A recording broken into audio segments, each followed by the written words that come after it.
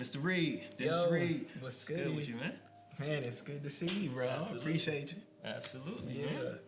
Dude, I'm glad we could carve out some time in your busy schedule to have a bridge builder conversation. Listen, you busier than me. Hey, man. You know, I'll be watching you. It's like, all right, I ain't working enough. I ain't working enough. But nah. But for real, man, obviously we got a long-standing relationship. We've known each other for years. Yeah. We've worked together, which is actually how we met on some music. And honestly, for myself, I don't think we've had many, how would I say, deeper than our craft conversations, you know what I mean? Right. And I think, well, I know for myself, I'm interested in, again, what makes Dennis Reed. Where are you from? You know what I mean? How did you grow up? Okay. Your family. I'm from my mama. Your mama. Came through that, right. No. Exactly. Charlotte, North Carolina. Okay. No. Born and raised right here, homegrown. No. For those that don't know, I'm an 80s baby. And grew up mostly on the east side of Charlotte, so Devonshire Elementary. And then my assigned school for middle and high school would have been Cochran, then to Garinger, except my parents enrolled me in the School of the Arts. Okay. So once I got enrolled in the School of the Arts from middle to high school, we moved to the university area, which is kind of where I still reside. But what's so crazy about it all is, well, first of all, thank God I'm blessed to be from a two-parent household. My mom and dad are still here, still in love, or at least they pretending. If they pretending, y'all doing a good job, right. And keep on, all right? So, but yeah, and raised in a Christian family household, both mom and dad were deacon and deaconess, and then my mom was really the singer in the family. But both of them were heavily involved in church, so therefore I'm in the church. I'm going to the choir rehearsals. I'm sitting under the leadership. I'm watching the band. I'm asking what's going on. I'm studying. And during that era, it wasn't like I had to be drugged to church. No, I actually wanted to go. It was my social life. You know what I'm saying? How old you talking about now? The whole time. I'm saying the whole time. So from 0 to where I am now. Gotcha. But that whole progression, front half of my life, I started directing choirs and doing music probably around age 9. So 8 to 9, now I'm starting to take on leadership roles. I'm starting to teach choirs, train vocalists, practice with the band, and I'm actually getting employment opportunities at different churches. So for those who don't know, if you're not familiar with the Black church experience, it's one of the best training grounds for talent, for musicianship, and for musical ability. It's one of the best training grounds for it's your first audience. So even if you're not a singer, you're going to get up, testimony service, whatever, you're going to say da-da-da-da, and you're going to get an immediate reaction from the congregation or from the audience. Whether you speaking, whether you praying, you know what I'm saying? Think about the Easter speeches, bro. I never liked it. So legit. You never did it? What you are saying, and again, my wife has firsthand knowledge of, in her experience, what I would call the dynamic of being churched. You know what I mean? Yeah. That ain't really me. You know what I mean? So from the outside looking in, I've heard a lot about it. I can see the movements. Yes. But that ain't my experience. You know what I mean? So you gonna have to unpack it for me. What that looks like, what that means. Yes. Well, so back to the Easter speeches. I mean, you had to memorize a verse, and you gonna say this verse in front of the church. Okay. You know what I'm saying? And either that's gonna traumatize you, or you gonna get a bug and be like, oh, wait a minute, I just said, and the Lord, say it, man. Oh, I got immediate gratification. I almost cussed real quick. But you're like, oh, wait a minute. When I stand up in front of people, I get a reaction. I connect. So for me, aside from, of course, the religious parts and the salvation of it all, it was, again, my first opportunities training ground. Sure. So that's what it's like. Now, what's so interesting is, I think, with all of that said, I never was content in just staying there. You know what I'm saying? Because for a person that, for all accounts, I guess would be classified as a church kid, at a certain point, that was everything I wanted. And then at a certain point, I felt like this ain't big enough. You know what I'm saying? Wow. My gift is larger than where you want to keep me. Gotcha. You understand what I'm saying? Yeah. Like, I know gospel music is my first love, but I know what I have inside of me is larger than the walls. It's larger than the genre. Gotcha. And so it's so crazy that with all of the opportunities that have come after I've had the courage enough to step outside those bounds in a lot of ways. No, I hear that. So, okay, wait a minute. So while I was in church, what was you doing? So you were my upbringing, you stupid. So what I say, two things to the dynamic of, and it sounds like it's something you were voluntold to do on Easter.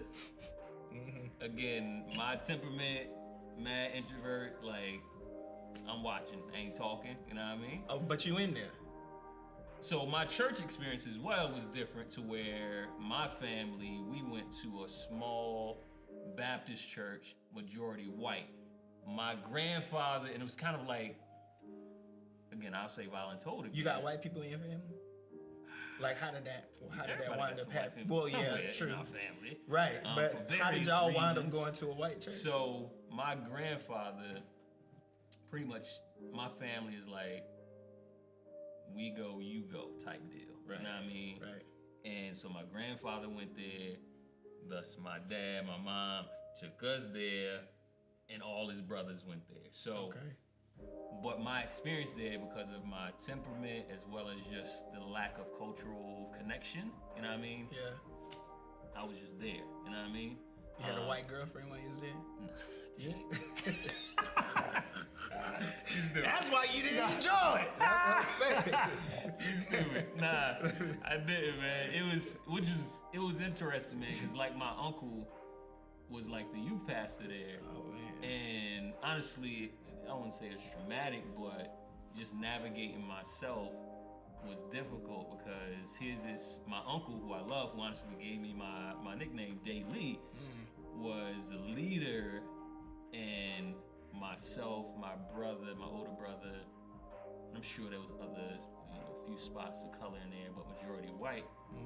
I felt like an outsider, which was difficult for me mentally, because this is my uncle leading the joint, but I still felt like an outsider, you know what I mean? Was it outsider because of the race thing, or was it something else? It was, again, I wouldn't say at that time that it was race. I would say it was culture. You know what I mean? Okay. Because I'm from Huntersville. I'm a black neighborhood, culture experience. Yeah. Love my neighborhood, love my people. Yeah. And then on Sunday we go here. You know what I mean? Which is totally different. And again, for me personally, I was like, I don't know what to do with that. You know what I mean? So even if I wanted to engage, I don't know what to do with that. You know what I mean? So for me, that was my experience. If you want to say just church or faith-wise. Until I would say I came here to Charlotte in 2001, where the big change for me was just environment. You know what I mean? The environment was conducive to new, rather than being in the same environment trying to do different. That's crazy. So that's crazy, and it was only a few miles away. Because you're saying Huntersville to Charlotte? No. Not Huntersville, North Carolina. Huntersville, Norfolk, Virginia. Oh, okay. I'm like, no. Well, it drove 15 minutes and you just everything different. Oh, okay. Norfolk, Virginia. So like 6 hours away. Oh, wow. Okay. It was environment that made it more conducive to change and to opening up to new and to growing. as well as relationships. Like my uncle and aunt and their family live here, and I stay with them. Yeah. And how would I say? They were already where I wanted to be. Okay. So it was easy for them to walk alongside of me. And also my uncle and aunt here, we related on both sides. Like my dad is my uncle's brother, and my mom is my aunt's sister. You know what I mean? So, yeah. I don't even know what you just said. I don't even know what you just said, but okay. It's one of those things where I would say just the understanding is like you talking to one side of your family, they understand that portion of your life. And then you talking to the other side, they understand this portion. Okay. For me, it's like on both sides, they understand the whole Dae-Lee. You know what I mean? That's awesome. So, them being super patient with me, and I trip out. My aunt reminded me, and actually my uncle was like, "Yo, we were a little worried about you when you first came, because were they? We, you know, you were pretty harsh with your words about white people. You know what I mean? Oh, for real? You was going off? We weren't sure what's going on. And, you know, it took you about, 5-7 years for you to take off your do-rag. So, but... You was going off like that? I wouldn't say I was going off. It was just the culture in which again, I love where I'm from. And I don't know any different. You know what I mean? And ain't nothing wrong with that. Right. So the idea of change, I understand what they're saying. But at the same time, it's just the dynamic of understanding that your environment, as well as the relationships you have in that environment, are super important to how you develop. You know what I mean? That's awesome. So, bro. Real quick, I want to, I guess, kind of speak about, again, your artistry. And again, I think it's like 12, 15 years ago. I don't even know how we were introduced to be able to work on those songs together. Do you remember? No. But you hit me up. I'm trying to remember who suggested it. I don't even know, man. And this was like my first music, so this had to be like 2005. Okay. 2005, and it was 2 songs where I wanted kind of a choir vibe on it. One was "Oh Lord," it was one of them. And the other one, I don't remember the name of it. And the "Oh Lord" was it Imagine or something like that? It wasn't. That's mad years later. Okay. You worked on Imagine, but that's like 4 years ago. Well, like 15 years ago, it was "Oh Lord" and another joint, and you and I think it was 2 or 3 young ladies that sing. I don't remember their names. I think Sheena and Sharia for sure, probably. Okay. I'm not sure who the third one was unless it was Mimi. Got you. Yeah. But no, y'all came through. I was living in an apartment. We came in the room, had the mic set up in the corner. That was fun. We knocked it out. That was fun. It was dope. I was very much exploring, and it was the first music because I started off producing before I came here. Okay. And it took a while for me to pretty much, I kind of forced myself to write because, again, just my personality. Like, I ain't trying to shop beats or nothing. Like, I would love to know how some lyrics sound over this. So started experimenting. Started writing, experimenting. I was like, I guess I'm all right. You know what I mean? Yes. And I just started creating. And again, I remember that moment with y'all. And when did you start, like, knowing and getting reception from creating your own stuff? Like, It was pretty early, man. Okay. So when I was back home, so this was 2000. Well, it was between 99 and 2001 when I started. Still in high school, and again, to me, making these rinky-tink beats on his keyboard that I got from my Uncle O'Neal. He gave it to me. He's like, as long as you're using it, you can keep it. Had a sequencer on it. And I was like, oh, you know what I mean? Go. And there was a group of guys that rapped at the school. And it's like, no, come on over. And I went over there maybe once. And again, that was cool. But again, same, like super interesting. Like, all right, cool. Yeah. You know what I mean? Yeah. But as soon as I started writing, there was a couple guys, a couple brothers, Eastside Bowden, Olu Bowden, and my guy Dale. And this was the year after high school. We actually wrote and recorded, I guess, kind of an EP within like 2 weeks. At Norfolk State University. That was my first time in a recording studio. Wow. And I was like, yo, this dope. This is lit. You know what I mean? Yeah. And that was like right before I moved to Charlotte, so that kind of already, the ball was already rolling. I had performed, and that's a whole nother story. It's like, yo, before it was cool to perform behind a curtain with a backlight, that's what I wished for, because I just did not want to be in front of people. You know what I mean? No, I did not. That's why producing, I love it, because you can do it, you can be creative, and never be known. Right. Except for, again, Timbaland, Pharrell, people who are from my hometown, like, you know, they're superstars. You know what I mean? So, but yeah, that's kind of how I got started, man. It snowballed from there, and I just saw it as a gift that I had, and I would use it as well as I could until it just wasn't what I should be doing. So, but yeah, man. Lit, man. Indeed, man. But back to you, though. So, again, that was our first collaboration, how we first met. And I didn't know how big of a deal you were at that time. You know what I mean? He's funny. I'm saying. Whatever that means. Right, that's what I'm saying. So, I'll put it this way. Let's fast forward a little bit. 2007 is when my black rapper guy and white evangelical worship services start. Elevation Church. Yo, Lecrae. You stupid. Low key, this is before Lecrae. Right. And it was cool, you know what I mean? No, for real. High key. For sure. No, you was. So, Elevation Church, I don't even think they're 2 years old. They in the high school, I think it's Providence High School. Yeah. And my guy, I think I knew Chris Brown before that. Chris Brown is the worship leader, y'all. Absolutely. Yes, Chris Brown, Elevation Church, and Ray, who played drums for them in the beginning and came from where they originally came from. They hit me up and was like, "Hey man, would you rap in a worship service?" You know, I was like, "What is that exactly?" You know what I mean? Yeah. And off top, I was about to say no. I was like, "Nah, I'm good."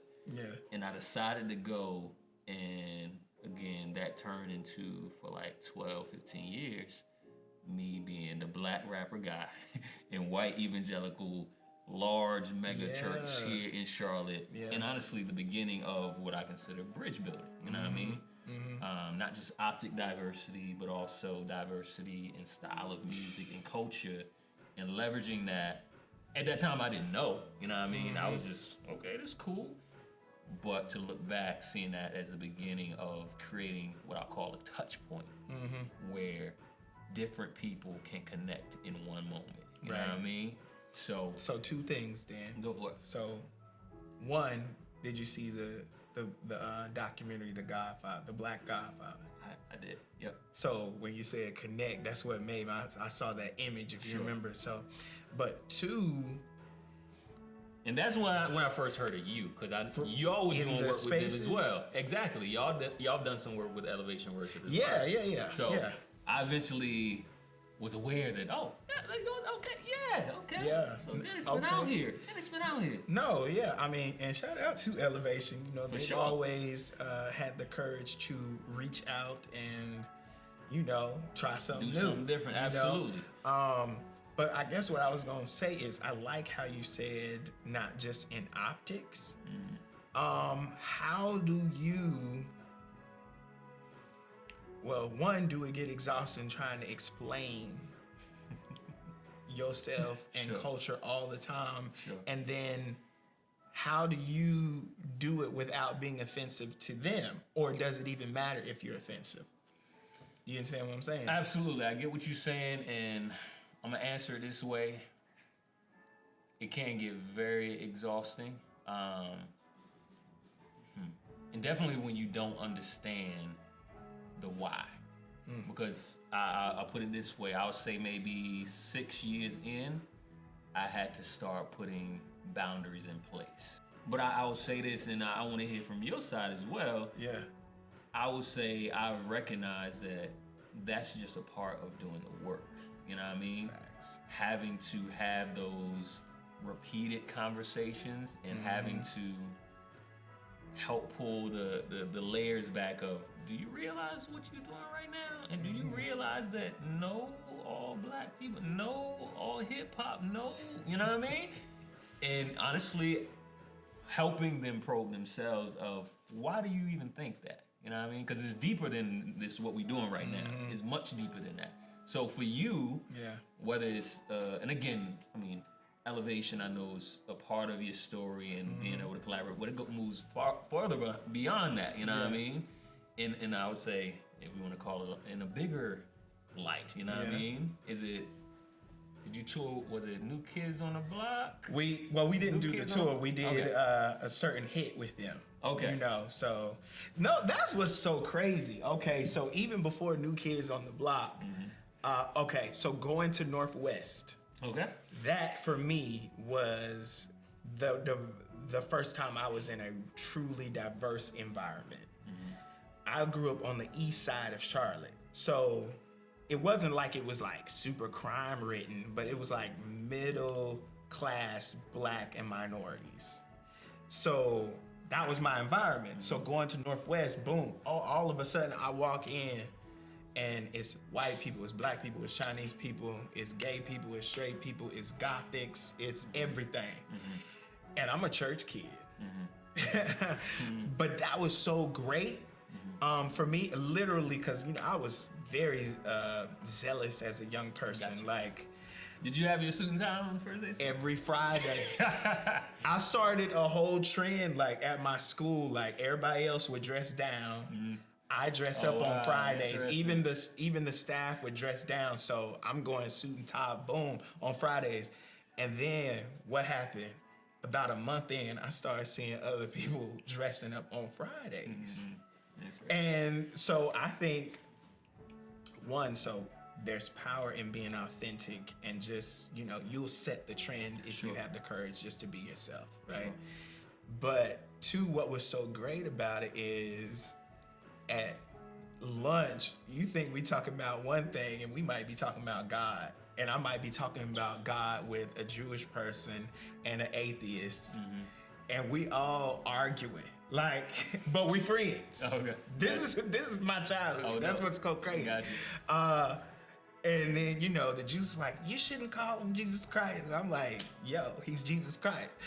And such, well, y'all people the one that killed him. Like we having these dialogues. But I say all that to say that was what I needed to feel completely comfortable in the space, right? Being around a diverse group of people. And also that was the next layer of affirmation that I needed in knowing how to navigate white spaces. Like I, because it was the School of the Arts, my gift was being valued differently than just at the church. So church was my affirmation. Oh, I got something. Second layer is, wait a minute, I'm not in church. I'm in theaters. I'm in... And it's still valid. And it's still validated. So I said all that to say one of my first opportunities at doing something on a major level was at Northwest, and we had to do a performance with Shania Twain. Oh, dope. So it was like, boom, Shania Twain. Then years down the line, New Kids on the Block. Now, sprinkled in This is all in high school. This was all high school. And now sprinkled in between those. See, this is what I'll be saying when you already been doing it. So go ahead. I mean, but here's the thing about doing it. I heard Bishop Jake say, and it's the truth, making it don't feel like making it all the time. And quote unquote doing it just don't, it's not everything that you would just see. Like, I say yes to a lot of opportunities, but in a lot of cases, I just be like, yo, I appreciate that, God. Like, and then here's the flip side. A bag don't always come with every opportunity. It just might lead to another opportunity. Sure. I remember, and I know we'll get to that, but I remember when I got the call to meet Barack Obama and introduce him, I'm driving down to the PNC on E and had to drive back on E. So you see what I'm saying? Sure. So I guess I will say that sometimes life has a way of leveling itself out so that you just, you doing it. Oh, okay, I'm doing it. You know what I'm saying? But I will say that those experiences, as well as working with Elevation, I don't know if I would be able to navigate these spaces as great as I have without going to Northwest like that. You know what I'm saying? Now, here's the thing that I want to laugh about Elevation, or it's not even Elevation fault, but it was the first time. I don't know if this is a cultural difference. I think it has something to do with it, I'm used to black church. By this time, they call us to do a song, right? Now, this particular song, they wanted me to lead a song. What's the song? You remember the song? I don't, because it was something I ain't never heard of. Long story short, boom, I'm learning the song. Thank God they had like the little lyric thing. I'm like, I don't know this. But I decided in the middle of the song, I'm about to repeat this. I like this part of the song. Okay. Yo. Was it just you, or was it you? This is happening during service. Choir. Was it a larger choir? The choir wasn't behind me, but there, no, actually might have been a choir, but it was their praise team and the choir and the band. Gotcha. I decide I'm going to keep looping a part. Sure. I did not understand did they follow? So boom, we got through it. Later that week, I got called to the office. Oh, wow. Because they wanted to offer me a job, but then they had to have a conversation because it was like, well, why did you decide to loop that part of the song? I was like, yo, I just felt the spirit. I just felt like I needed, because that's what I'm used to doing in black church. Sure. There's room for spontaneity, right? Absolutely. I did not understand from a production standpoint. Bruh, they got about probably about 5 to 10 of the churches linked. Sure. All at the same time, right? You know what I'm saying? So I done threw the whole thing off, right? I done threw the whole thing off. Got you. And then, I had never seen a person practice their prayers before, like to time it. Gotcha. Like, I had never seen that before. So from that experience, I learned a lot. First, my first reaction is, this is crazy. Like, you ain't got no room for the Holy Ghost. You ain't got no room. But then I looked at my watch and I saw that we had gotten out of church in 1 hour and 15 minutes. And not that it changed your life? It changed my whole life, because at the church that I was helping out at that time, we had one service and it would last 3 hours. And it's not like I'm saying, oh, you just got to rush through, but it was a level of production and excellence that I had never experienced before. Like, I had never seen like an actual production sheet. I seen an order of service, but I didn't see a timeline associated with those things. Sure. So, but to your point, at the same time, one of the reasons why I did not take on the, going full staff at that time was because I was afraid to take that next big leap, because and I don't mean this in a negative way, I did not want to be Israel and New Breed. I didn't want to be Unpack that. What does that mean to you? What does that look like? Okay, so one, again, I'm still feeling like, okay, the gift that God has given me is larger than the confines of the church. I don't care whether the church black, I don't care whether it's white, I don't care whether it's a small church, and I don't care if it's a mega church. I don't feel like I can be contained to this, and I know the level of commitment that is required. You understand what I'm saying? Sure. And so artistically, I know I'm not going to be able to do certain things, or, I wasn't even thinking tours at that time. Sure. Like, I wasn't even thinking, I'm just knowing something, I don't need to be here solely. So Israel and New Breed, to me, represented, which again, not negative, because he's amazing and has written anthems, but for me at that time represented, okay, I'm about to blackify these white songs. I'm about to, and that's where I'm gonna be. There's no room for 808s in that. Interesting. You understand what I'm saying? We cannot. And so if that makes sense, there's a whole train of thought that I want to go down with that. And again, I'm familiar with Israel New Breed and what he does, and there's a lot that I appreciate about that, because I feel like what he's done for years in a lot of ways has been bridge building. You know what I mean? Very much valuing what I've seen Israel New Breed do when it comes to bringing different people together via his music. And honestly, it's something that I had to learn even about my music, is how to do that without, how would I say, diminishing yourself and the power of what I'll say God intended uniqueness. You know what I mean? It's like, for me, again, part of my journey is, and again, I don't see it as bad, my album. I don't see it, I don't think you're saying what Israel has done is bad, but at the same time, not allowing these efforts to keep us from valuing the unique and innate value that we all have as image bearers, legit at its core. You know what I mean? So,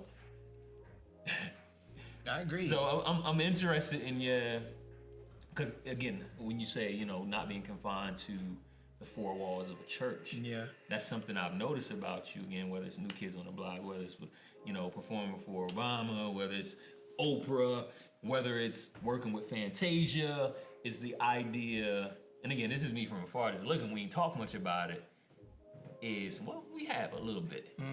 Is just, I'm interested in, what do you feel like, not just you, but as people we may be missing out on when we choose to, I'm gonna just stay here. You know what I mean? What are we missing out on when we choose to just stay in our bubble or our four walls? Because no, this is what we do here. So for you, is musically, what do you feel like you're gaining, as well as others maybe potentially missing out because they stay in their box? I will say this: maybe some people do need to stay. Why you say that? Because you might not be good in your other spaces. Like, do you understand? I'm not. Well. And let me reel it back. We're talking about music, right? But this can go many places. Okay. I'm not saying that I agree with this, but there is a stream of thought that suggests that maybe we should not have integrated. Okay. Continue. That our people, that our schools were better before, you know, it was integrated. That the Black Wall Street, that there was a sense of togetherness, all of this stuff. So I'm not saying that's wrong. I'm also not saying that's right. Okay. But I am saying that maybe some people should stay in their box. Like, and what I mean by that is, I'm not saying don't get exposed to. I'm saying maybe it is not meant for me to be a CCM artist. Now, I might go to the concert, or I might not. I mean, like, you know what I'm saying? But that doesn't mean that there's anything wrong. You understand what I'm saying? Like, with absolutely. I hear you talking about, if I use another word, it sounds like identity. Who I am. Right. Now, on the other side, and I won't put words in your mouth, is the idea of being aware of value that exists outside of yourself. You know what I mean? Yes. Does that make sense? Yes. So I don't think it's an either or. I believe the sweetness is in being able to experience both. Being able to experience both. I love that, because you just made a difference between identity and how did you frame the second one? Experiencing the value. And experiencing the value, or knowing that there is value even. Yeah, absolutely. I think that. But see, that's the thing. I think that maybe people don't always know that there's a, right. So, when it comes to gospel music, in the different arenas you've navigated, what are some of the, I have some specific in my mind, I want to ask it generally though. What are some of the roadblocks or barriers Ask specific questions. Fill her up. So, all right, I'll ask it 2 ways. The first question I ask is within the music arena, period. Okay. What are the challenges that you've had to face as a black man that does gospel music? Okay. Or was raised doing gospel music? What are some of the challenges that you've had to face with your mindset of, don't keep me in this box? You know what I mean? Yeah. What are some of those things that have come just within the industry and honestly just with people and navigating? Whew. That's so much, bro.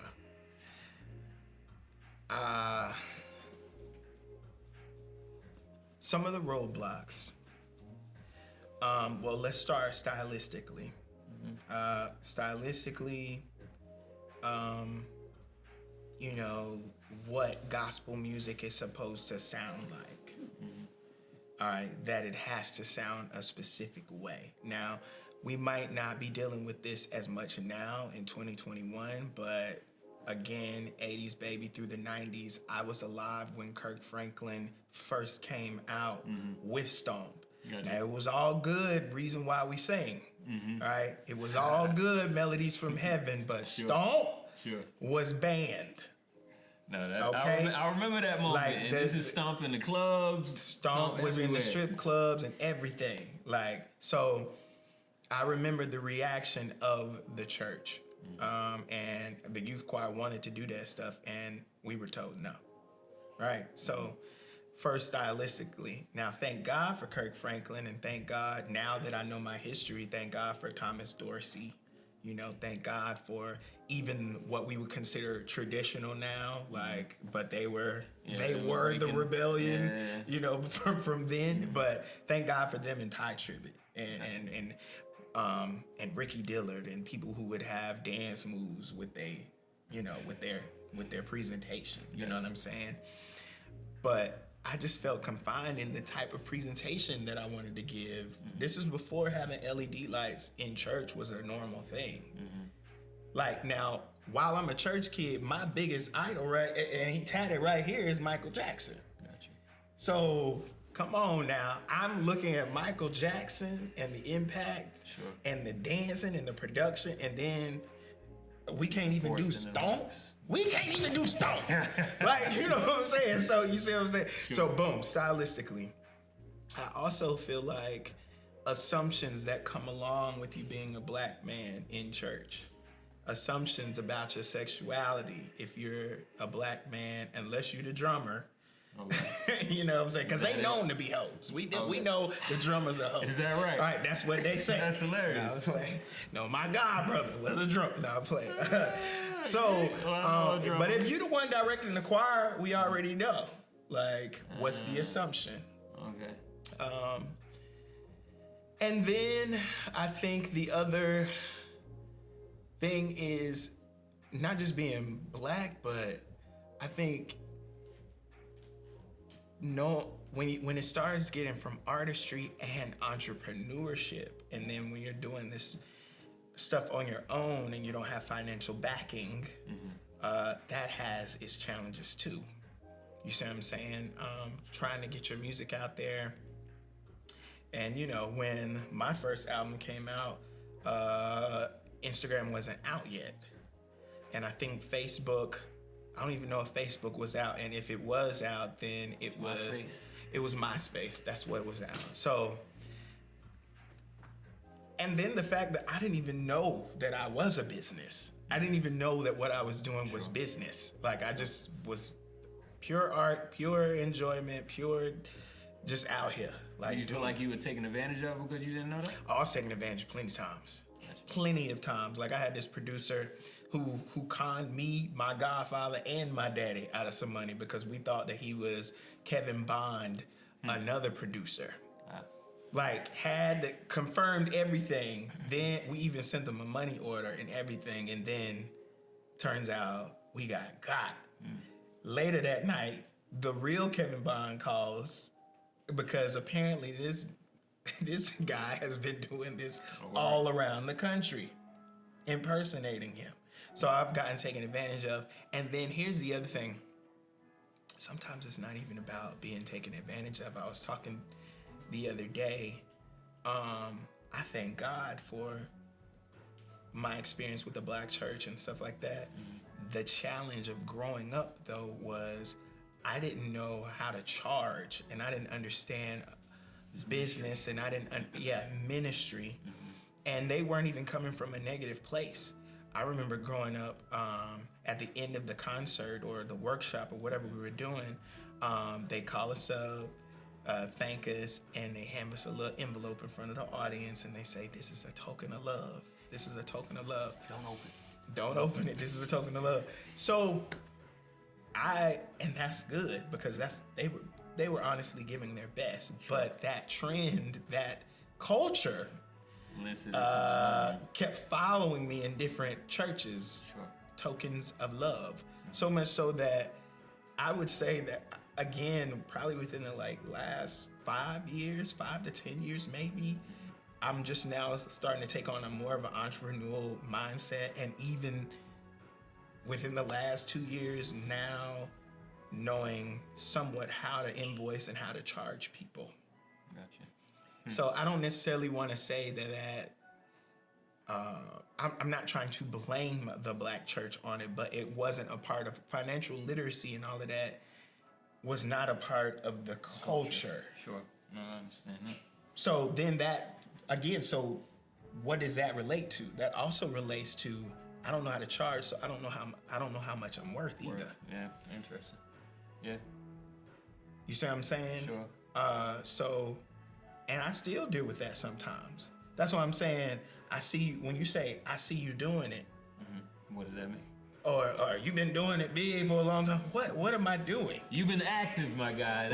What does that mean? You know what I'm saying? It's like you round, you moving, and again, it's definitely not a judgment on your pocket. I don't know what's in your pocket, but so if I gotta get a little bit more specific here, as a gospel artist, and this is very big right now. Yeah. Within, I would say, the Christian music space.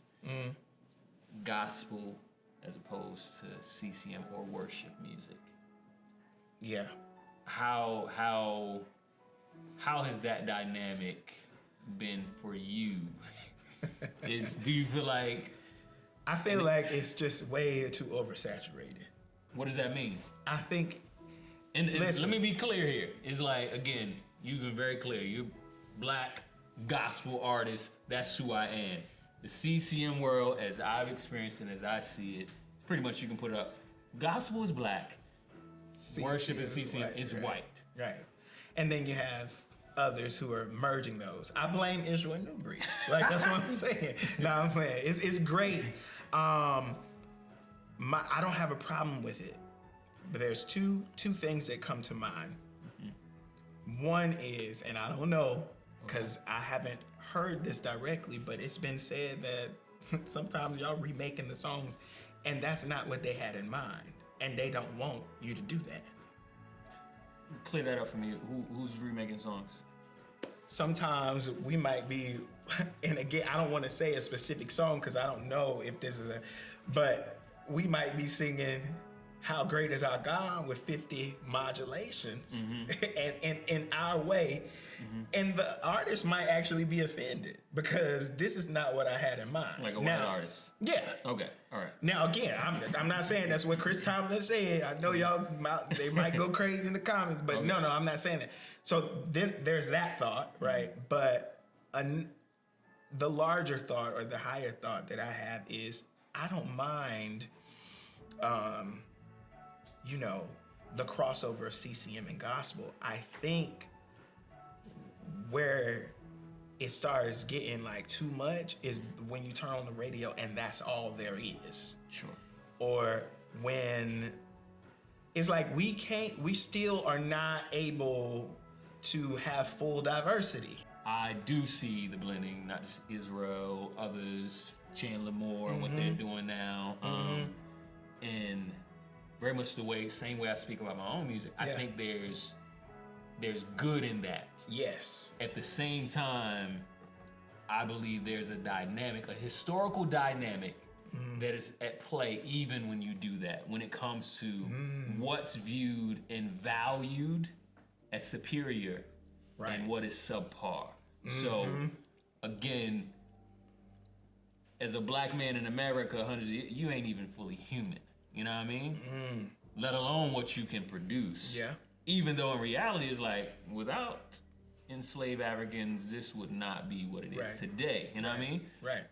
So let's not divorce ourselves, whether it's music, whether it's art, whether it's business, from this history, which plays a big part in who we are today. Exactly. Is the idea of, if we talk about CCM and gospel, in my mind, and definitely when you talk about potentially bringing them together, are we as aware as we should be about that dynamic and the fact that implicitly, and I'll say white is right, will be a factor in what we create. Does that make sense? Absolutely. I mean, hearing you talk about that reminds me of, I think it was maybe even 3 years ago, Max, like, remember Kirk Franklin had penned this open letter to the... Oh, yes, absolutely. I do. What was the award show? It wasn't the Grammys, it was the Dove? It was the Dove Awards. Okay, Pen this open letter. Now, we're not doing enough, and I love the fact that you said we should not divorce ourselves from the history of it all. Sure. Man, hearing that come out my mouth made me feel like I sound like an OG. Because when you say that, don't divorce yourself from the history. Dude. But it's like... No, it's not even, it's like, this is, again, when you talk about the implicit bias that we walk around, unconscious bias, if you want to look at it that way, and the decisions we make unconsciously, because even if, again, I would say, even if Kurt went to who makes the decisions with the Dove Awards, I believe unconsciously, and again, I don't know who that is, and I'm speaking generally here, there's just a ton of things unconsciously that would have no idea that are informing his decisions or her decisions, you know what I mean? So the idea is, even as we bring genres, cultures together, is like, are we aware enough culturally, historically, of what informs our decisions and how we show up to even be able to make a wise decision of how should we do this? I know I just said a lot, and I obviously have a lot of feelings about it, because again, I've been in this world of bridge building, these it's true worlds, you know what I mean? And I love that we're taking risks to do this, but at the same time, there's a part of me that's heavy, because I don't believe we're so focused on something new, a new opportunity, that we don't think about the fact that we could be perpetuating something that we're not thinking deeply about. Bruh, like, it reminds me of two situations that just happened recently. One was,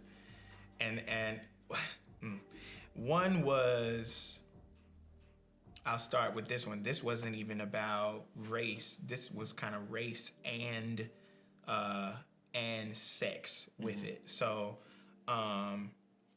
was chilling at Red, talking to a young black lady, She's saying, I can't find no good man. I said, wow, something must be wrong with you. Like they're out there. We're here. You understand what I'm saying? You ought to spit your drink out. But what I said, I ain't trying to be like Kevin Samuels.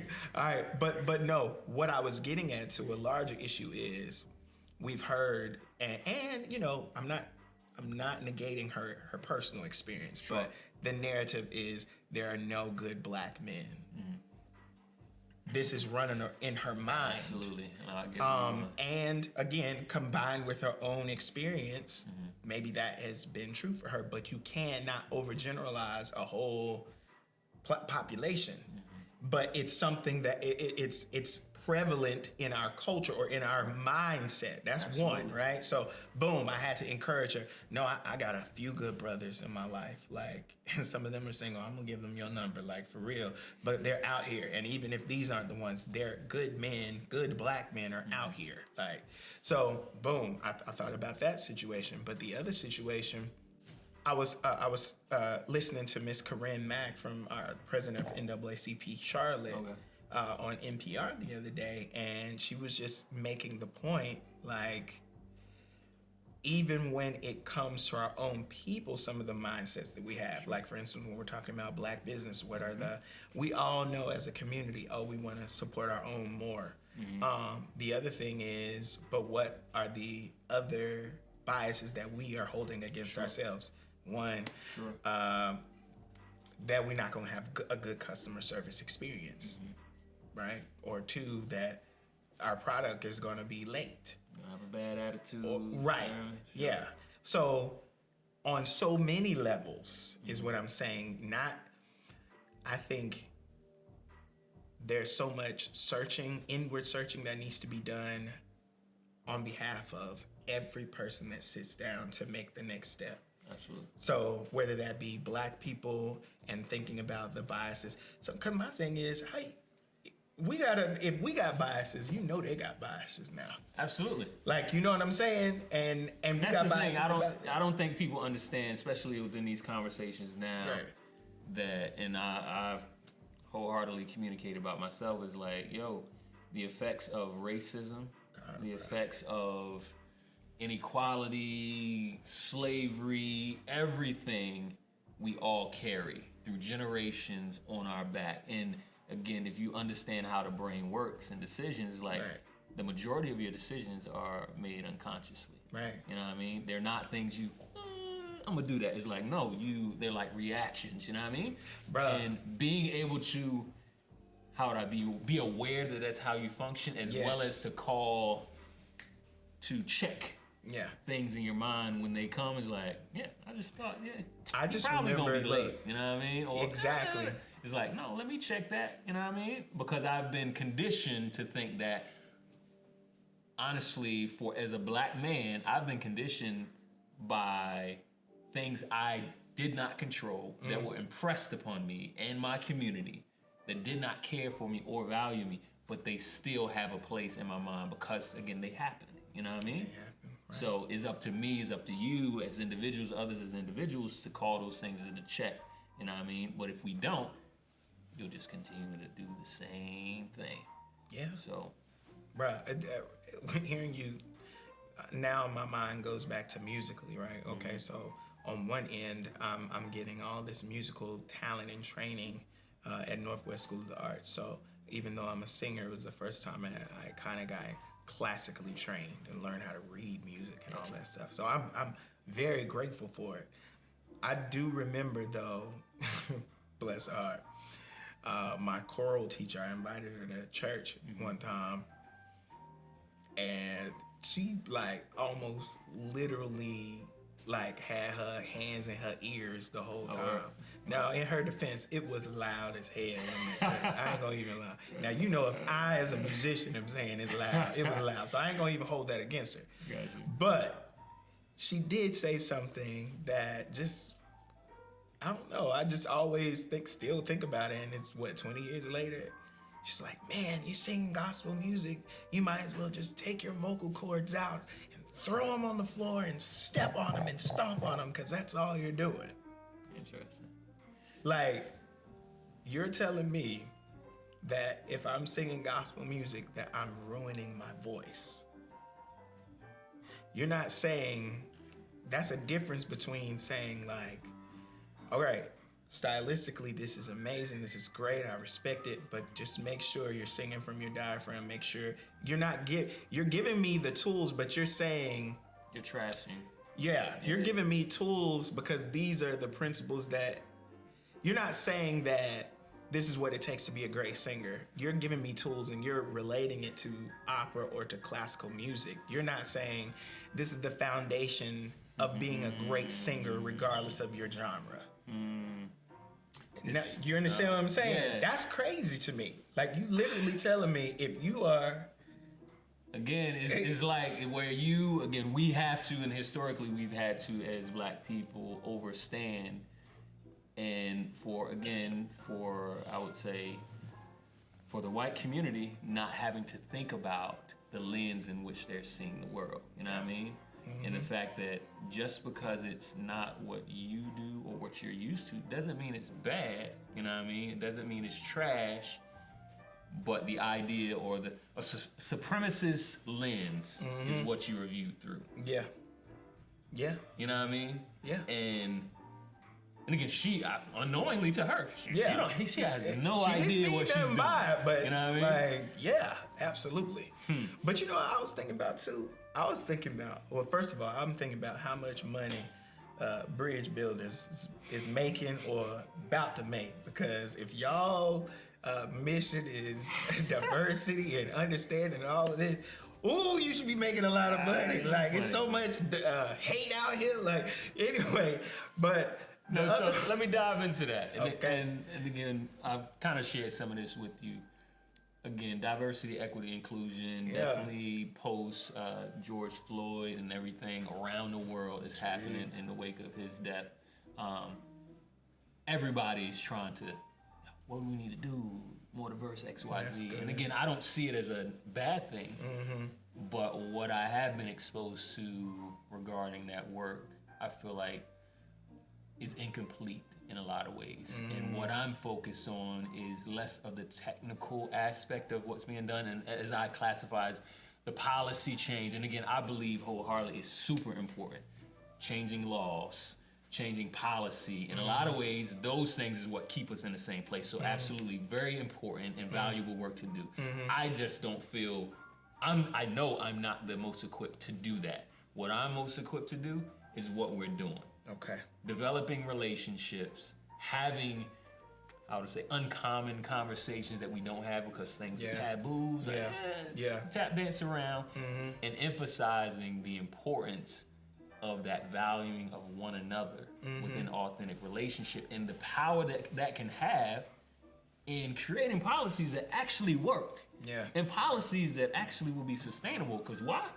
The people that make those policies actually value the people that they're put in place to protect and to amplify or, elevate. You know what I mean? So for me, that's where I am. So it's like, if you're trying to value people, you know what I mean? That's my heart within relationship. And I believe, again, it starts like this. It don't start in producing something. It starts, who are you? You know what I mean? Yeah. What makes you tick? I want to understand you so I can be empathetic and not always be about what's right, what's wrong, what's going to produce results. You know what I mean?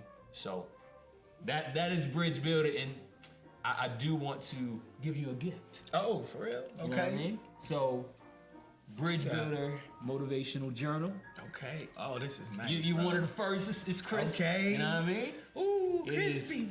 It is 52 weeks of motivational quotes and questions to help us dive deep within ourselves around what does it mean to care about equity? What does it mean to care about individuals across difference?